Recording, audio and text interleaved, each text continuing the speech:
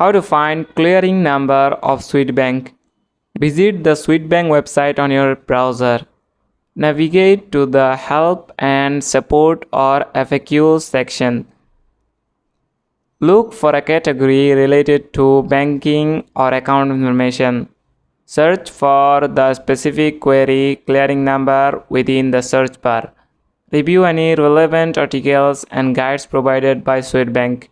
If you can't find the information online, consider checking your bank statements or documents issued by Swedbank.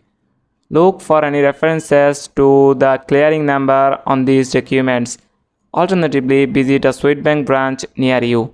Approach a bank representative and inquire about the clearing number for your account. They should be able to provide you with the necessary clearing number. That's it. Thanks for watching the video.